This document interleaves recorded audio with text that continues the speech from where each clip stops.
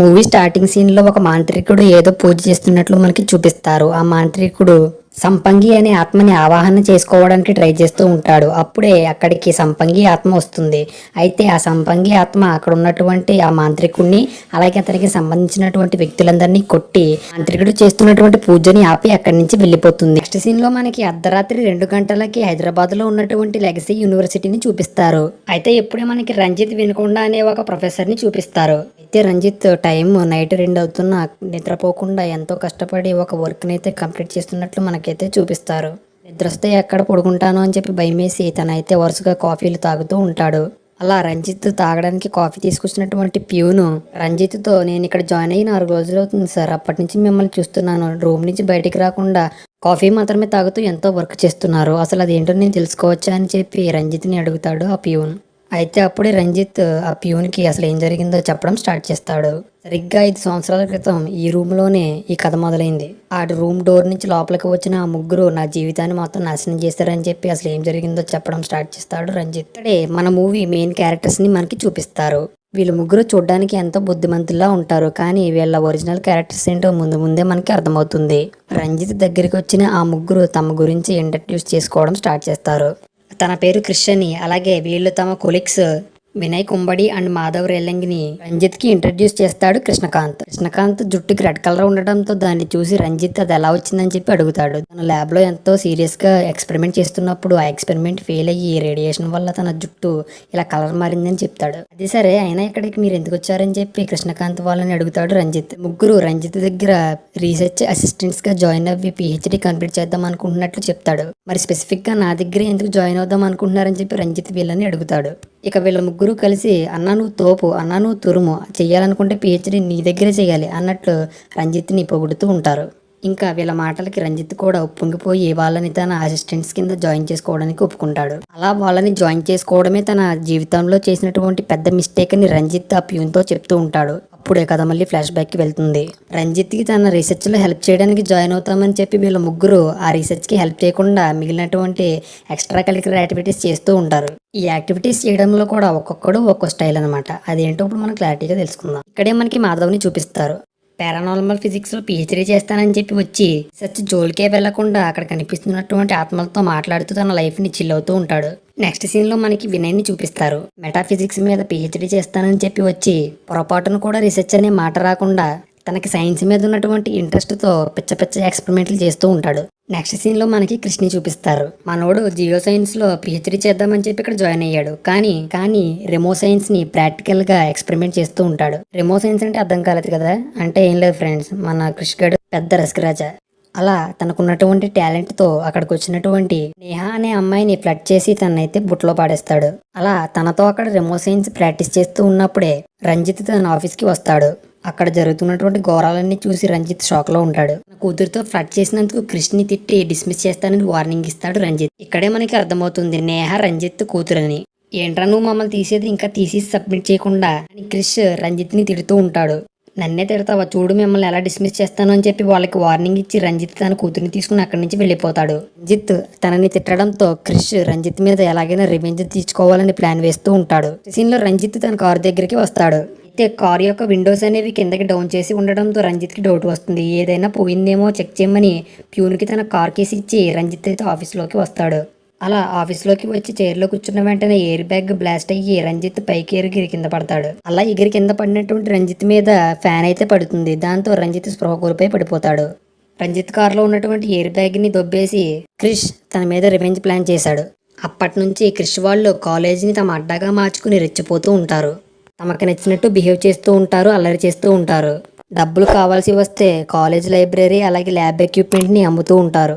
వాళ్ళకు ఉన్నటువంటి క్రేజీనెస్ వల్ల కాలేజీలో ఫేమస్ అయిపోతారు. అలా స్టోరీ ప్రజెంట్కి వస్తుంది. రంజిత్ ఆఫీస్కి క్రిష్, మాధవ్ అండ్ వినయ్ వస్తారు. తమ థీసిస్ కంప్లీట్ చేసి సబ్మిట్ చేయడానికి ఇంకొక 3 సంవత్సరాలు టైం ఇవ్వాలని చెప్పి రంజిత్ని అడుగుతూ ఉంటారు క్రిష్ వాళ్ళు. వాళ్ళ మాటలకి Ranjith day and night work చేసి క్రిష్ వాళ్ళు సబ్మిట్ చేయవలసినటువంటి థీసిస్ ని తనే సొంతంగా ప్రిపేర్ చేసి సబ్మిట్ చేసి క్రిష్ వాళ్ళని పాస్ చేసినట్లు రంజిత్ వాళ్ళతో చెప్తూ ఉంటాడు. స్టూడెంట్స్ గా ఉంటూ ఎంజాయ్ చేద్దామని ఇక్కడికి వచ్చినటువంటి క్రిష్ వాళ్ళకి ఆ మాటలు విని షాక్ తగులుతుంది. అర్జెంట్ గా వీళ్ళ సర్టిఫికెట్లు వీళ్ళ మొఖాన్ని కొట్టి ఇక్కడి నుంచి బయటికి ఏంటంటారు అని చెప్పి రంజిత్ వాళ్ళ మీద అరుస్తూ ఉంటాడు. వాళ్ళు కూడా ఇంక చేసేదేమీ లేక వాళ్ళ సర్టిఫికెట్లు తీసుకుని యూనివర్సిటీ నుంచి బయటకు వచ్చేస్తూ ఉంటారు. అప్పుడే రంజిత్కి గుర్తుగా ఉంటుందని చెప్పి అతని బంగారపు ట్రోఫీని దొబ్బుకొచ్చేస్తాడు క్రిష్. ఆ ట్రాఫీని దొబ్బేశారని తెలిసి రంజిత్ ఎంతో బాధపడుతూ ఉంటాడు. ఇక్కడే మనకి సీన్ కట్ అయ్యి వినయ్ వాళ్ళ ఊరికి వెళ్తున్న ఈ ముగ్గురు ఫ్రెండ్స్ ని చూపిస్తారు. వినయ్ వాళ్ళ ఫ్రెండ్స్ తో ఇదంతా మీ వల్లేరా, అయినా ఇంకొక 3 సంవత్సరాలు ఇంచక్క అదే కాలేజీలో ఎంజాయ్ చేస్తూ ఉండేవాళ్ళం కదా, ఇప్పుడు మీరు రంజిత్ని కెలకడం వల్లే ఆడు మన తీసేసి సబ్మిట్ చేసి మనల్ని కాలేజ్ నుంచి బయటికి గెంటేయడని చెప్తూ ఉంటాడు. అయినా నువ్వేం బాధపడకరా, మనకున్న టాలెంట్కి ఎవడొక్కడు దొరుకుతాడులే, వాడిని బాధేసి మనం గట్టిగా సంపాదించొచ్చని క్రిష్ వినయ్తో అంటూ ఉంటాడు. కానీ వినయ్ మాత్రం మనకున్న టాలెంట్కి ఎవడు రూపాయి కూడా ఇవ్వడరా బాబు, మీ వల్ల అనవసరంగా ఉన్న ఛాన్స్ పోయిందని రియాలిటీ మాట్లాడుతూ ఉంటాడు. వినయ్ పక్క నుంచి టెన్షన్ అవుతూ ఉంటే దానికి మాధవ్, ఒరే ఎందుకురా కంగారు పడతావు, మన దగ్గర డబ్బులు ఉన్నాయి కదా అని అంటూ ఉంటాడు. ఎక్కడున్నారా డబ్బులు, మనకున్న అకౌంట్లో మొత్తం గీకితే 5,000 వచ్చినాయి, అవే నీకు డీజిల్ కొట్టించమని ఇచ్చానని చెప్పి మాధవ్తో అంటూ ఉంటాడు వినయ్.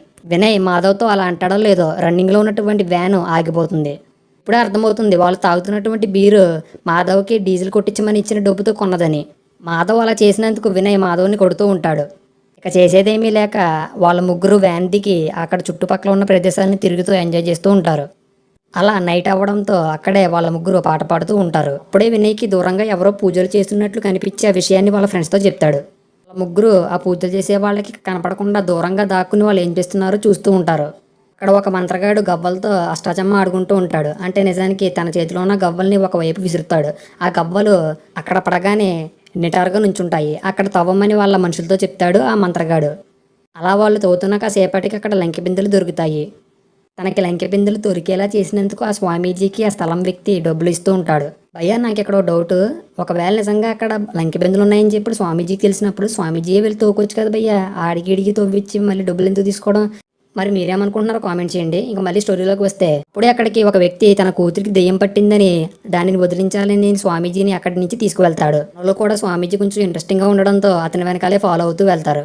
అలా స్వామీజీ అక్కడ ఉన్నటువంటి దెయ్యాన్ని ముగ్గులో కూర్చోబెట్టి నెత్తిన కొబ్బరికేసి కొడతాడు. దెబ్బకి పాప ఒంట్లోంచి దెయ్యం పారిపోద్ది. అదంతా దూరంగా కిటికీలోంచి చూస్తున్న మాధవ్ సౌండ్ చేయడంతో మాంత్రికుడు క్రిష్ వాళ్ళని చూసేస్తాడు. ఇక వాళ్ళు అక్కడి నుంచి భయంతో పారిపోయి వాళ్ళ వ్యాన్ దగ్గరికి వస్తారు. అప్పుడే వినయ్, జస్ట్ మిస్రా, నువ్వు చేసిన పనికి ఆడు మనం చంపేద్దురని చెప్పి మాధవ్ని తిడుతూ ఉంటాడు. అయితే క్రిష్ మాత్రం మనం కూడా ఆ మాంత్రికుడిలాగే మన దగ్గర ఉన్న టెక్నాలజీని తెలివిని ఉపయోగించి ఈజీగా మనీ సంపాదిద్దామని వాళ్ళ ఫ్రెండ్స్తో అంటూ ఉంటాడు. ఈ విషయంలో మాధవ్కి క్రిష్కి ఇద్దరికి ఇంట్రెస్ట్ ఉండడంతో వినయ్ కూడా వాళ్ళతో జాయిన్ అవ్వి టుడే మార్నింగ్ వీళ్ళ ముగ్గురు భైరవపురం లోపలికి వెళ్ళి అక్కడ ఉన్నటువంటి ఒక మంచి సెంటర్ చూసుకుని అక్కడే వీళ్ళు బ్యాడ్ బ్రోస్ అనే ఒక కన్సల్టెన్సీ సర్వీస్ని ఓపెన్ చేస్తారు. దాన్ని మెయింటైన్ చేయడానికి రంజిత్ దగ్గర నుంచి కొట్టుకొచ్చినటువంటి ట్రాఫీని గోల్డ్ షాప్ లో అమ్మేస్తాడు క్రిష్. ఆ డబ్బులతో వాళ్ళకి కావాల్సినటువంటి ఎక్విప్మెంట్ మొత్తం కొనుక్కుని అంతా సమకూర్చుకుంటారు వీళ్ళ ముగ్గురు. సీన్ లో వీళ్ళు ఆర్డర్ చేసిన ట్రెజర్ హంటర్ కాస్ట్యూమ్స్ ని తీసుకుని వస్తాడు మాధవ్. అయితే ఆ కాస్ట్యూమ్స్ ని చూసిన వినయ్ అండ్ క్రిష్ మాధవ్ ని తిడుతూ ఉంటారు.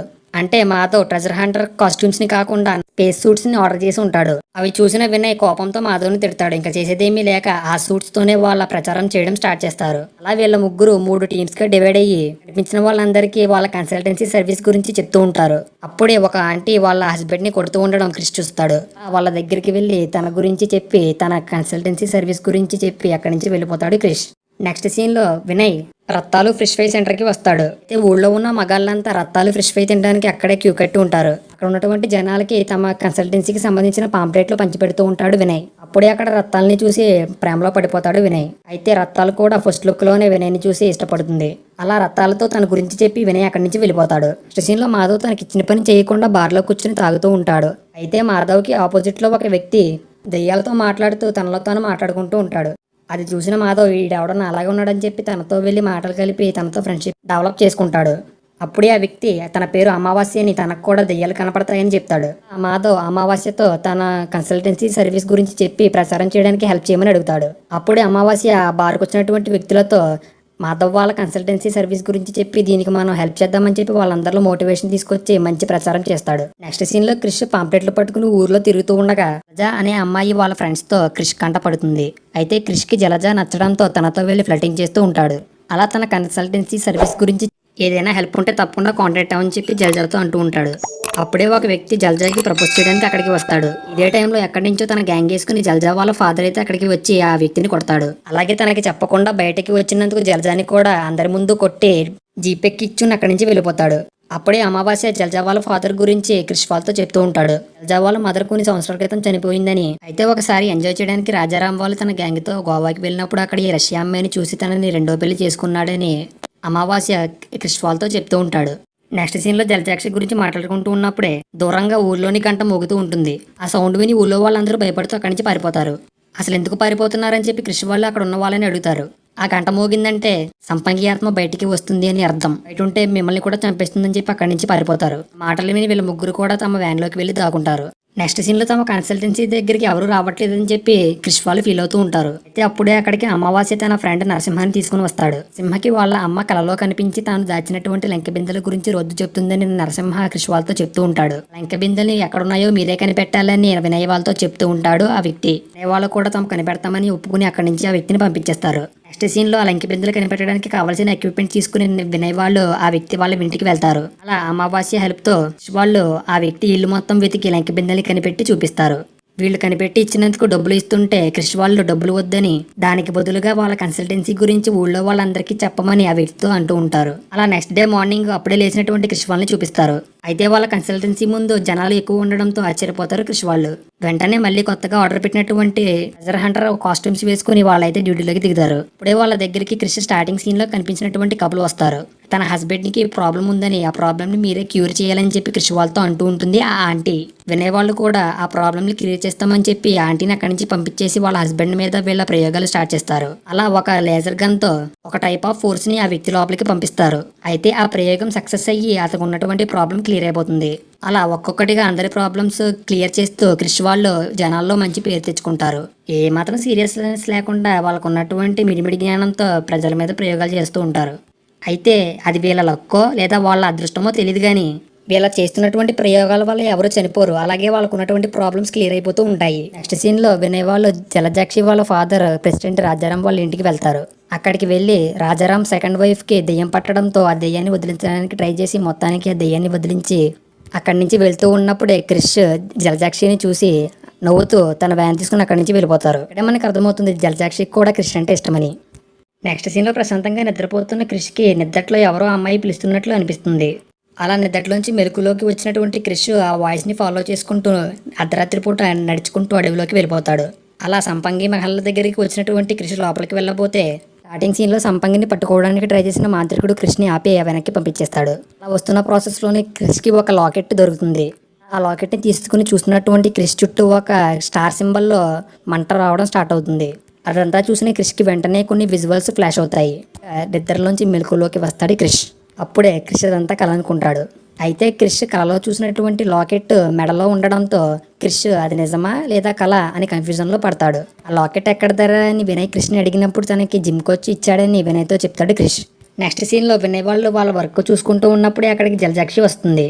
జలజాక్షి క్రిష్తో తనకు ఎంతో ఇష్టమైన రింగ్ ని చెరువులో పోగొట్టుకున్నానని తప్పకుండా నువ్వే దాన్ని వెతికి తీసుకురావాలని చెప్పి క్రిష్తో చెప్తూ ఉంటుంది జలజాక్షి. ఓ సంతే కదా ఇంగో నా రింగ్ తీసుకో అని తన వేలుకున్న రింగ్ ని ఇవ్వబోతాడు క్రిష్.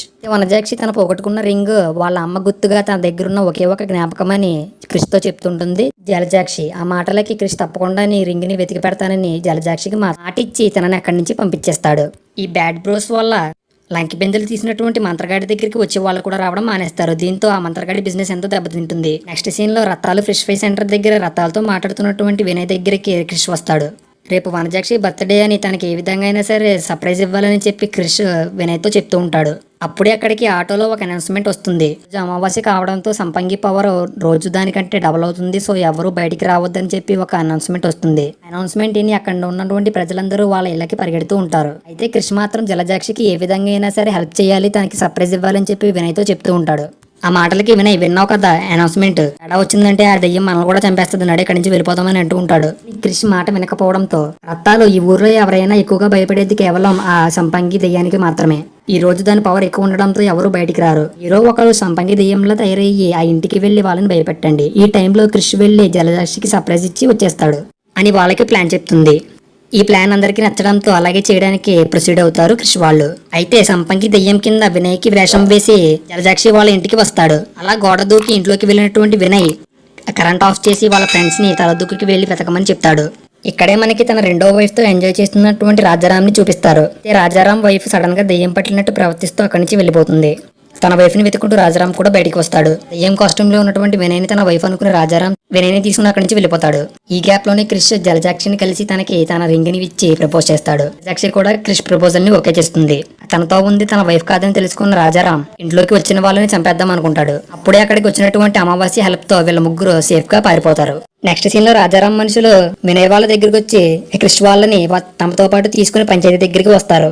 అలా పంచాయతీలో ఆ స్వామీజీ ఈ బ్యాడ్ బ్రోస్ అందరూ ఫేక్ అని, వాళ్లే కావాలని లంకి బిందెలు దాచి రాత్రిపూట వెళ్లి దాన్ని తవ్వి బయటికి తీస్తున్నారని, ఇలాంటి వాళ్ళని నమ్మకూడదని వెంటనే వీళ్ళని ఊరి నుంచి బయటికి గెంటమని చెప్పి మాంత్రికుడు ఊళ్ళో వాళ్ళకి చెప్తాడు. కానీ ఈ ఊళ్ళో వాళ్ళు మాత్రం బ్యాడ్ బ్రోస్ వల్లే తమకున్నటువంటి ప్రాబ్లమ్స్ తీరి వాళ్ళు హ్యాపీగా ఉన్నారని బ్యాడ్ బ్రోస్ కి సపోర్ట్ చేస్తూ ఉంటారు. ఇక ఆ మాటలకి ఆ మాంత్రికుడు అయితే వీళ్ళు ఎటువంటి మాయ చేయకపోతే ఆ సంపంగి మహల్లో ఉన్నటువంటి నిధిని తీసుకుని రమ్మని చెప్పి వాళ్ళతో ఛాలెంజ్ చేస్తూ ఉంటాడు ఆ మాంత్రికుడు. అయితే సంపంగి మహల్లో దయ్యంతో పాటు నిధి కూడా ఉందన్న విషయం తెలుసుకుని క్రిష్ వాళ్ళు ఎంతో ఆశ్చర్యపోతారు. అలా తాము ఆ మహల్లోకి వెళ్లి నిధిని తీసుకురావడానికి ఒప్పుకుంటారు క్రిష్ వాళ్ళు. అయితే వీళ్ళు అలా చేయడానికి 3 కండిషన్లు పెడతారు. అందులో ఫస్ట్ కండిషన్, ఒకవేళ వాళ్ళు నిధిని బయటికి తీసుకువస్తే అందులో సకాన్ని వీళ్ళ ముగ్గురే తీసుకుంటారు. రెండో కండిషన్, సేఫ్ గా నిధిని తీసుకువస్తే జలజాక్షిని ఇచ్చి క్రిష్ తో పెళ్లి చేయాలి. మూడవ కండిషన్, ఆ మాంత్రికుడిని గుండు కొట్టించి ఊర్లో నుంచి బయటకు పంపించాలి. ఈ 3 కండిషన్లకి బాగా ఆలోచించి రాజారాం కూడా ఒప్పుకోవడంతో క్రిష్ వాళ్ళు ఆ మహల్లోకి వెళ్ళడానికి రెడీ అవుతారు. అలా తాళాలు వేసున్న మహల్ గేట్ ని ఓపెన్ చేసి వీళ్ళ ముగ్గురిని మహల్ లోపలికి పంపించి డోర్ లాక్ చేస్తారు. అయితే అలా మహల్ లోపలికి వచ్చిన వీళ్ళ ముగ్గురు ఆ మహల్ ని చూసి ఎంతో ఎగ్జైట్ అవుతూ ఉంటారు. అందరికంటే ఎక్కువ మాధవ్ మాత్రం చాలా ఎగ్జైట్ అవుతూ ఉంటాడు. ఇక వాళ్ళు తీసుకొచ్చినటువంటి ఎక్విప్మెంట్ ని తీసుకుని వాళ్ళైతే నిధి కోసం వెతకడం స్టార్ట్ చేస్తారు. ఇదే ప్రాసెస్ లో వాళ్ళ ముగ్గురికి ఒకే చోట డివైస్ సిగ్నల్ చూపించడంతో అక్కడ తవ్విన వాళ్ళ ముగ్గురికి చేతబడి వస్తువులు కనపడతాయి. ఇక వాటిని అక్కడే పూడ్చిపెట్టేసి మళ్ళీ వాళ్ళ పనిలోకి దిగుతారు వీళ్ళ ముగ్గురు. అప్పుడే క్రిష్ ఒక ఫోటో ఫ్రేమ్ ని అబ్జర్వ్ చేస్తున్నప్పుడు అతనికి అక్కడ ఒక కీ దొరుకుతుంది. అలా నెక్స్ట్ సీన్ లో ఆ మహల్లోనే చిన్న క్యాంపేర్ వేసుకుని ఎంజాయ్ చేస్తూ ఉంటారు వీళ్ళ ముగ్గురు. క్రిష్ తన లవర్ జలజాక్షితో మాట్లాడుతూ ఉంటాడు. క్రిష్ జలజాక్షితో ఫోన్ లో రొమాన్స్ చేస్తూ ఉన్నప్పుడే వీళ్ళ పక్కన ఉన్నటువంటి గోస్ట్ డిటెక్టర్ యాక్టివేట్ అవుతుంది. వెంటనే క్రిష్ మాట్లాడుతున్నటువంటి ఫోన్ స్క్రీన్ ఎవరో పగలగొట్టినట్టు పగిలిపోతుంది. అది చూసి వీళ్ళంతా షాక్ అవుతారు.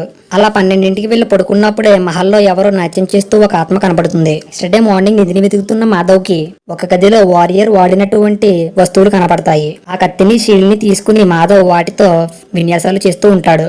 నెక్స్ట్ సీన్ లో వినయ్ కి అద్దం మీద రక్తంతో ఏదో రాసినట్లు కనిపిస్తుంది. వెంటనే మాధవ్ ని పిలుస్తాడు వినయ్. అక్కడికి వచ్చినటువంటి మాధవ్ ఆ రాతని చూసి కామెడీ చేస్తూ ఉంటాడు. అయితే వినయ్ దాన్ని ట్రాన్స్లేట్ చేసి చూస్తే నీకై వేచి ఉన్నాను మదన మోహన అని ఉంటుంది. నాకు ఎంతో భయంగా ఉందిరా, నాకు తెలిసి ఇక్కడ ఏదైనా దేమున్నట్టుందో అర్జెంట్ గా మనం ఇక్కడి నుంచి వెళ్ళిపోదాం అని చెప్పి వినయ్ భయపడుతూ ఉంటాడు. కానీ ఆ మాటల్ని మదన్ పట్టించుకోకుండా అక్కడి నుంచి వెళ్ళిపోతాడు. వినయ్ పిలిచినప్పుడు అతని చేతిలో ఉన్నటువంటి వస్తువుని కింద పాడేసి వస్తాడు మదన్.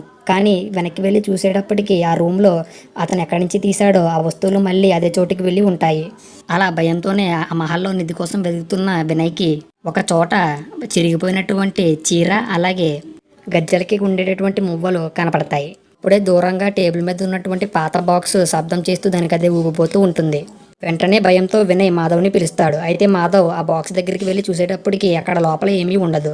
దాంతో వినయ్ చెప్తున్నటువంటి మాటలని మాధవ్ పట్టించుకోకుండా వినయ్ని తిట్టి అక్కడి నుంచి వెళ్ళిపోతాడు. నెక్స్ట్ సీన్ లో నిధిని వెతుక్కుంటూ వెళ్తున్నటువంటి క్రిష్ కి ఒక బొమ్మ కనబడుతుంది. అయితే ఆ బొమ్మ లోపల ఒక కీ ఉండడాన్ని క్రిష్ గమనిస్తాడు. నెక్స్ట్ సీన్ లో వీళ్ళు ముగ్గురు నిద్రపోతూ ఉంటారు. అయితే వినయ్ కి మెలకువ రావడంతో రెస్ట్ రూమ్ కోసం బయటికి వస్తాడు. అలా ఉన్నప్పుడే వినయ్కి ఆ ఆత్మ కనిపించి వినయ్ని భయపెడుతుంది. వినయ్ కూడా భయపడి అక్కడి నుంచి పారిపోతాడు. అలా పరిగెట్టుకుంటూ వాళ్ళ ఫ్రెండ్స్ దగ్గరికి వచ్చి వాళ్ళిద్దరిని లేపడానికి ఎంత ట్రై చేసినా వాళ్ళిద్దరూ నిద్రలోంచి లెగరు. వీళ్ళని ఎంత లేపినా వాళ్ళు రెస్పాండ్ అవ్వకపోవడంతో వినయ్ కూడా భయంతో అక్కడే పడుకోవడానికి ట్రై చేస్తూ ఉంటాడు. అయితే వాళ్ళు పడుకున్నటువంటి మంచం కింద నుంచి ఎవరో సౌండ్ చేస్తున్నట్లు శబ్దాలు వస్తూ ఉంటాయి. వినయ్ భయంతో అసలు మంచం కింద ఏముందో చూద్దామని ఫోన్ని మంచం కిందకి పెట్టి వీడియో రికార్డ్ చేసి ఆ వీడియోలో ఏముందా అని చెప్పి చూస్తూ ఉంటాడు. అప్పుడే మంచం కింద నుంచి ఒక దెయ్యం కెమెరా వైపు సడన్ గా వస్తుంది. అది చూసి వినయ్ కళ్ళు తిరిగి అక్కడే పడిపోతాడు. అయితే నెక్స్ట్ సీన్ లో మార్నింగ్ లేచినటువంటి మాధవ్కి వినయ్ ప్యాంట్లో సుస్సు పోసుకున్నట్లు కనిపిస్తుంది. మాధవ్ కోపంతో నాకు ఉన్నటువంటి ఒక్క ప్యాంట్ ని కూడా నువ్వు నాశనం చేసేవరా అని చెప్పి వినయ్ని తిడుతూ ఉంటాడు మాధవ్. నిన్న నైట్ తనకి జరిగినటువంటి ఎక్స్పీరియన్స్ మొత్తం వాళ్ళ ఫ్రెండ్స్తో చెప్పి ఫోన్లో ఉన్న వీడియోని చూపించడానికి ట్రై చేస్తాడు వినయ్. అయితే ఫోన్లో ఎటువంటి వీడియో అయితే ఉండదు. దానితో వినయ్ మాటల్ని పట్టించుకోకుండా మాధవ్ అండ్ క్రిష్ అక్కడి నుంచి వెళ్ళిపోతారు. నెక్స్ట్ సీన్లో క్రిష్ మాధవ్ నిధి కోసం వెతుకుతూ ఉంటారు. కానీ వినయ్ మాత్రం బయటికి వెళ్ళడానికి ట్రై చేస్తూ ఉంటాడు. కానీ అక్కడ ఉన్నటువంటి డోర్స్ అన్ని వాటంతటా అవే క్లోజ్ అవుతూ ఉంటాయి. దీంతో ఎంతో భయపడిపోయిన వినయ్ వెంటనే ఆ విషయాన్ని క్రిష్తో చెప్తాడు. అయితే క్రిష్ అదంతా గాలికి పడి ఉంటాయిరా, నువ్వు అనవసరంగా భయపడుతున్నావు అని చెప్పి వినయ్తో అంటూ ఉంటాడు. ఇంకా క్రిష్ మాటలకి కోపం వచ్చి వినయ్ తన తలని పక్కన ఉన్నటువంటి పిల్లర్కి కొట్టుకుంటాడు. అప్పుడే అక్కడ ఉన్నటువంటి ఒక బటన్ ప్రెస్ అయ్యి వీళ్ళకి తెలియనటువంటి ఒక సీక్రెట్ డోర్ అయితే ఓపెన్ అవుతుంది. ఆ సీక్రెట్ డోర్లోకి క్రిష్, వినయ్ అలాగే మాధవ్ ముగ్గురు వెళ్తారు. అయితే వాళ్ళు లోపలికి వెళ్లే కొద్దీ వీళ్ళకి ఒక డోర్ అయితే కనిపిస్తుంది. ఆ డోర్ లాక్ చేసి ఉండడంతో తనకి దొరికిన 2 కీస్ని వాళ్ళ ఫ్రెండ్స్కి ఇచ్చి క్రిష్ అయితే ఆ డోర్స్ని ఓపెన్ చేయమని చెప్తాడు. ఇంకా వీళ్ళు కూడా ఆ కీస్ని తీసుకుని వెళ్ళి ఆ డోర్ని ఓపెన్ చేయడానికి ట్రై చేస్తారు. అయితే ఆ డోర్ ఓపెన్ అవ్వడానికి 3వ కీ కావాలని అక్కడ 3వ స్లాట్ ఎంటీగా ఉండడం మనకి చూపిస్తారు. ఇక క్రిష్ వాళ్ళు అక్కడి నుంచి బయటకు వచ్చేస్తారు. అయితే తను దెయ్యాన్ని చూసిన విషయం క్రిష్ వాళ్ళకి ఎలాగైనా చూపించాలని వినయ్ బంగ్లాలో ప్రతి చోట సీసీ కెమెరాస్ని ఫిక్స్ చేస్తూ ఉంటాడు వినయ్. అలా నైట్ అయిన తర్వాత సీసీ కెమెరాస్లో ఏమి రికార్డ్ అయిందో చూడడానికి వెళ్తాడు వినయ్. అయితే అతను చూస్తున్నప్పుడే తను సీసీ కెమెరాస్ ఫిక్స్ చేస్తున్న ప్రతి దాంట్లోనూ ఆ దెయ్యం వినయ్ వెనకాలే ఉన్నట్లు ఆ సీసీ కెమెరాస్లో రికార్డ్ అవుతుంది. అది చూసి వినయ్ షాక్ అవుతాడు. అలా తను వెనక్కి తిరిగి చూస్తే ఆ దెయ్యం నిజంగానే తన కళ్ళకి కనిపిస్తుంది. వెంటనే వినయ్ భయంతో అక్కడి నుంచి పారిపోతాడు. అలా పరిగెట్టుకుంటూ ఒక కబోర్డ్ లాంటి దాంట్లోకి వెళ్ళి దాక్కుంటాడు వినయ్. కబోర్డ్ లో ఉన్నటువంటి ఒక హోల్ నుంచి బయటికి చూస్తాడు. అయితే వినయ్కి ఆ దెయ్యం దూరంగా కనిపిస్తుంది. చూసేటప్పుడు ఇక దెయ్యం అక్కడ ఉండదు. దెయ్యం వెళ్ళిపోయిందేమోనని వినయ్ రిలాక్స్ అవుతూ ఉంటాడు. అయితే వెంటనే వినయ్ పక్కకి ఆ దెయ్యం వచ్చేస్తుంది. ఇంకా వినయ్ ని పట్టుకుని కొడుతూ ఉంటుంది. వినయ్ ఇంకా వెనక్కి రాకపోవడంతో క్రిష్ అలాగే మాధవ్ వినయ్ ని వెతుక్కుంటూ బయటికి వస్తారు. అలా వినయ్ని వెతుక్కుంటూ వచ్చినటువంటి మాధవ్ని ఎవరో షోరూమ్ లోకి గెంటేసి ఉంటారు. నేను చిన్నప్పటి నుంచి దెయ్యాలను చూస్తున్నాను, మీ ఆటలకి నేను భయపడనని చెప్పి మాధవ్ వాటితో ఛాలెంజ్ చేస్తూ ఉంటాడు. అలా స్టాచ్యూస్ మీద ఉన్నటువంటి క్లాత్ ని ఒక్కొక్కటిగా తీస్తూ ఉంటాడు. అప్పుడే మాధవ్ మహల్లో ఉన్నటువంటి దెయ్యాన్ని చూస్తాడు. మాధవ్ని కూడా ఆ దెయ్యం కుక్కని కొట్టినట్టు కొడుతుంది. ఆ దెయ్యం బారి నుంచి తప్పించుకుని అక్కడి నుంచి పరిగెట్టుకుంటూ వస్తాడు మాధవ్. అప్పుడే మాధవ్ వెళ్ళి వినయ్కి తగులుతాడు. తన చూసిన విషయాన్ని మొత్తం వినయ్తో చెప్తాడు మాధవ్. అప్పుడే వినయ్ అంటూ ఉంటాడు, మరి నేను చెప్తుంది ఏంట్రా, అక్కడ దెయ్యం ఉందరా అని చెప్తే ఎవడన్నా నా మాట విన్నాడని చెప్పి మాధవ్ మీద సీరియస్ అవుతూ ఉంటాడు. అప్పుడే అక్కడికి ఆ దెయ్యం వచ్చి మాధవ్ని అలాగే వినయ్ని తవరించి కొడుతూ ఉంటుంది. అప్పుడే క్రిష్ అక్కడికి వస్తాడు. క్రిష్ని చూసి ఆ దెయ్యం క్రిష్ దగ్గరికి వెళ్ళి క్రిష్ ముఖం మీద చెయ్యి వేసి నవ్వుతూ క్రిష్ని తనతో పాటు ఒక రూమ్ లోకి తీసుకువెళ్తుంది. అలా క్రిష్ ముందు ఆ దెయ్యం డాన్స్ చేస్తూ ఉంటుంది. అప్పుడే అక్కడికి వచ్చిన మాధవ్ అండ్ వినయ్, క్రిష్ వీళ్ళ ముగ్గురు ఆ డాన్స్ ని చూసి మెచ్చుకుంటూ ఉంటారు దెయ్యాన్ని. అలా దెయ్యం సిగ్గుతో అక్కడి నుంచి వెళ్ళిపోతుంది. అక్కడి నుంచి బయటకు వచ్చిన వీళ్ళ ముగ్గురు, మా ఇద్దరిని కుక్క కుట్టట్టు కుట్టింది, నిన్ను మాత్రం ఏం చేయలేదేంట్రా అని చెప్పి క్రిష్ అడుగుతూ ఉంటారు.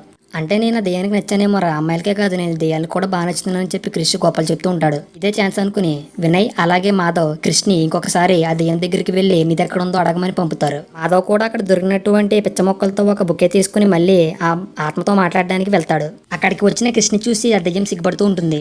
క్రిష్ కూడా ధైర్యం చేసి ఆ దెయ్యంతో మాట్లాడుతూ ఉంటాడు. అలా ఆ దెయ్యం కేరళకి సంబంధించిన ఒక రాజ కుటుంబానికి చెందినదానని చెప్తుంది. తన పేరు సంపంగి అని క్రిష్తో చెప్తుంది ఆ దెయ్యం. క్రిష్ సంపంగితో మిమ్మల్ని చూసిన వెంటనే ప్రేమలో పడిపోయాయని చెప్పి ఫ్లటింగ్ చేస్తూ ఉంటాడు. ఆఖరికి మనోడు దెయ్యాన్ని కూడా వదలట్లేదు. దెయ్యం కూడా క్రిష్ మాటలకి పడిపోతుంది. దెయ్యం ఇష్టాల గురించి క్రిష్ తెలుసుకుంటూ ఉంటాడు. అప్పుడే సంపంగి తనకి ఆడవారిలాగా అలంకరించుకుని డాన్స్ చేయడం అంటే చాలా ఇష్టమని, దానికంటే ఎక్కువ నువ్వంటే ఇష్టమని క్రిష్తో చెప్తుంది. మరి మీరు కేరళాన్ని వదిలేసి ఇక్కడికి వచ్చి ఎందుకు సెటిల్ అయ్యారని చెప్పి క్రిష్ అడుగుతూ ఉంటాడు సంపంగిని. ఇంద్రాలో కూచిపూడి అనే ఒక గ్రామం ఉందని, ఆ గ్రామంలో మగవాళ్ళు ఆడవారిలాగా డ్రెస్ వేసుకుని నాట్యం చేస్తూ ఉంటారని చెప్తుంది. తను కూడా ఇక్కడికి అలా నాట్యం చేయడానికి వచ్చానని చెప్తుంది. మాటలు విన్న క్రిష్, ఆడవాళ్ళలా డ్రెస్ చేసుకోవడం ఏంటి, మీరు ఆడవారే కదా అని అంటాడు. అయితే సంపంగి తన ఫిమేల్ ని కాదు మేల్ అని చెప్తుంది. ఇంకా ఆ దెబ్బతో మన క్రిష్ గడి ఫ్యూజ్లు ఎగిరిపోతాయి. అలా షాక్ లో నుంచి బయటకు వచ్చి ఏం జరిగిందో వాళ్ళ ఫ్రెండ్స్ తో చెప్తూ ఉంటాడు. అదంతా విని వాళ్ళ ఫ్రెండ్స్ క్రిష్ని ఎక్కిరిస్తూ ఉంటారు. అప్పుడే మాధవ్ ఇందాక దెయ్యం దగ్గర నుంచి తప్పించుకుంటున్నప్పుడు తన రూమ్ నుంచి ఒక పెట్టిని కొట్టుకొచ్చేసానని చెప్పి ఆ పెట్టిని చూపిస్తాడు. ఆ బాక్స్ లో వీళ్ళకి కావాల్సిన 3వ కీ ఉంటుంది. వీళ్ళ ముగ్గురు వెళ్ళి ఆ సీక్రెట్ డోర్ ని ఓపెన్ చేస్తారు ఆ 3వ కీ సహాయంతో. లోపల ఏదో పెద్ద నిధి నిక్షేపం ఉంటుందని చూస్తే అవి ఏమీ ఉండవు. అక్కడ నిధులు కట్ట ఏమీ ఉండవు, కానీ సంపంగికి సంబంధించిన ఒక బుక్ అయితే ఉంటుంది. అలా ఆ బుక్ ని ఓపెన్ చేసి చదువుతూ ఉంటారు వీళ్ళ ముగ్గురు. సంపంగి కేరళలో ఒక రాజ కుటుంబంలో పుట్టిందని, అయితే సంపంగికి పుట్టుకతోనే ఆడవాళ్ళలాగా డ్రెస్ వేసుకుని నాట్యం చేయడం అంటే ఇష్టమని, అది తెలుసుకున్న వాళ్ళ తండ్రి అది నచ్చక సంపంగిని తిట్టి సంపంగికి ఏ విధంగా అయినా సరే కలరీ విద్య నేర్పించాలని ఆ విద్యలో ఆరితేరినటువంటి ఒక యోధుడిని ఆ రాజ్యానికి పిలిపిస్తారు. అయితే సంపంగికి విద్య నేర్పిస్తున్న సమయంలోనే సంపంగికి ఆ విద్య మీద ఎటువంటి ఇంట్రెస్ట్ లేదని, తమకి నాట్యం అంటే ఇష్టమని అర్థం చేసుకున్న ఆ యోధుడు సంపంగికి నాట్యం నేర్చుకోవడంలో హెల్ప్ చేస్తాడు. తనకి కూడా చిన్నప్పటి నుంచి సంపంగిలాగే ఫీలింగ్స్ ఉన్నాయని ఆ యోధుడైతే సంపంగితో చెబుతూ ఉంటాడు. అలా వీళ్ళిద్దరు రుచులు ఒకటి కావడంతో వీళ్ళిద్దరూ ప్రేమలో పడతారు. విషయం తెలుసుకున్నటువంటి సంపంగి వాళ్ళ నాన్న వాళ్ళని చంపేయమని చెప్పి రౌడీల్ని పంపిస్తారు. వాళ్ళ దగ్గర నుంచి తప్పించుకుని వీళ్ళ ఇద్దరు భైరవపురంలో ఉన్నటువంటి నాట్యమహల్ని తీసుకుని ఆ మహల్లోనే వీళ్ళు తెచ్చుకున్నటువంటి నిధి నిక్షేపాలను పెట్టుకుంటారు. అలా కొన్ని రోజులకి మదనుడు సంపంగితో పక్క రాజ్యానికి వెళ్లి ఒక ఇంపార్టెంట్ పని చూసుకుని వస్తానని చెప్పి సంపంగికి తన గుర్తుగా ఒక లాకెట్ ని కార్తీక మాసం ఏకాదశి రోజు వచ్చి నిన్ను పెళ్లి చేసుకుంటాను అని చెప్పి సంపంగికి మాట ఇచ్చి వెళ్ళిపోతాడు. అలా బయటికి వెళ్ళినటువంటి మదనుడు తిరిగి వెనక్కి రాడు. మదనుడి కోసం ఎదురు చూస్తూ సంపంగి అదే మహల్లో ఎప్పటికైనా మదనుడు వెనక్కి వస్తాడని దయ్యంగా మరి తిరుగుతూ ఉంటుంది. అదంతా తెలుసుకుని కృష్ణ వాళ్ళు ఎంతో ఫీల్ అవుతూ ఉంటారు. బుక్ దొరికిన అదే గదిలో ఒక పెద్ద ఫోటో ఫ్రేమ్ ఉంటుంది. మాధవ్ దాని మీద ఉన్నటువంటి క్లాత్ ని రిమూవ్ చేస్తాడు. ఇక్కడే మనకి ఫ్యూజులు ఎగిరిపోయే షాక్. ఆ ఫోటో ఫ్రేమ్ లో మదనుడి ప్లేస్ లో ఉన్నది క్రిష్. అదంతా చూసి క్రిష్ తో పాటు వాళ్ళ ఫ్రెండ్స్ కూడా షాక్ అవుతారు. అప్పుడే క్రిష్ వాళ్ళకి అసలు ఏం జరుగుతుందో అర్థమవుతుంది.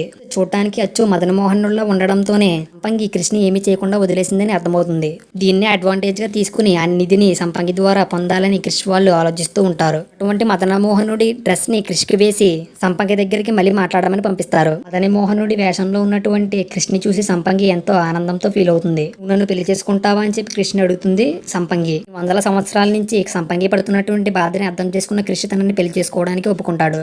ఇదే విషయాన్ని వాళ్ళ ఫ్రెండ్స్ తో కూడా చెప్తాడు. స్టార్టింగ్ వాళ్ళ ఫ్రెండ్స్ అందరూ వద్దని చెప్పిన సంపంగి పడుతున్నటువంటి బాధని వాళ్ళ ఫ్రెండ్స్ కి క్రిష్ అర్థమయ్యేలా చెప్పడంతో వాళ్ళు కూడా ఆ పెళ్లికి ఒప్పుకుంటారు. మహల్ వెనక నుంచి ఉన్నటువంటి దారి ద్వారా మహల్లోకి వస్తాడు అమావాస్య. అమావాస్య మహల్ నుంచి డైరెక్ట్ గా గుళ్ళోకి వెళ్లి క్రిష్ పెళ్లి చేసుకోబోతున్న విషయాన్ని పూజారికి చెప్పి తనకి కావాల్సిన తాలిబొట్టుని ఇవ్వమని అడుగుతాడు. ఇదే విషయాన్ని అక్కడ ఉన్నటువంటి నరసింహ విని ఆ విషయాన్ని ఊళ్ళో వాళ్ళందరికీ చెప్పడంతో వాళ్ళందరూ కూడా మహల్ దగ్గరికి వస్తారు. అక్కడికి వచ్చినటువంటి వాళ్ళందరూ ఈ కృష్ణని తిడుతూ ఉంటారు. జలజాక్షిని మోసం చేసి వేరే అమ్మాయిని పెళ్లి చేసుకోబోతున్నాడని వాళ్ళ నాన్న జలజాక్షితో చెప్తూ ఉంటాడు. జలజాక్షి కూడా కృష్ణని తిడుతూ ఉంటుంది. ఇక ఆ మాటలకి విసుకుపోయిన క్రిష్ అయితే వాళ్ళకి అసలు ఏం జరిగిందో చెప్పడం స్టార్ట్ చేస్తాడు. అన్ని సంవత్సరాల నుంచి బాధపడుతున్నటువంటి సంపంగి అడిగింది కేవలం ఈ ఒక కోరికే. ఈ ఒక కోరిక తీరిస్తే ఆమె ఆత్మ శాంతిస్తుందని చెప్పి అంటూ ఉంటాడు వాళ్ళతో. క్రిష్ యొక్క మాటలకి వ్యూలో వాళ్ళు కూడా సంపంగితో క్రిష్ పెళ్లికి ఒప్పుకుంటారు. జలజాక్షి కూడా సపోర్ట్ చేస్తుంది.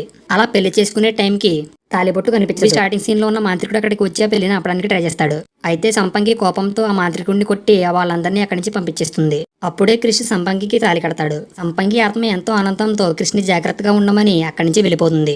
వెళ్తూ ఆ మహల్లో ఉన్నటువంటి నిధిని క్రిష్ వాళ్ళకి ఇస్తుంది. చెప్పిన మాట ప్రకారమే తీసినటువంటి నిధిలో సగం భాగాన్ని ఊరి వాళ్ళకి ఇచ్చేస్తారు. రాజారాం కూడా వనజాక్షిని క్రిష్కిచ్చి పెళ్లి చేస్తాడు. ఆ మాంత్రికుడికి గుండు కొట్టిస్తారు. వీళ్ళు అతన్ని సరిగ్గా గమనిస్తే వీళ్ళకి అర్థమవుతుంది ఆ మాంత్రికుడు క్రిష్ వాళ్ళ సీనియర్ అని. అన్ఎంప్లాయ్మెంట్ వల్ల తను మాంత్రికుడిగా మారినట్టు అతనైతే వీళ్ళతో చెప్తూ ఉంటాడు. పక్క ఊరిలో తనతో పాటు బిజినెస్ పెట్టిస్తామని చెప్పి క్రిష్ వాళ్ళు ఆ వ్యక్తితో అంటూ ఉంటారు. ఆ మాటలకి మాంత్రికుడు వీళ్ళతో కలిసిపోతాడు.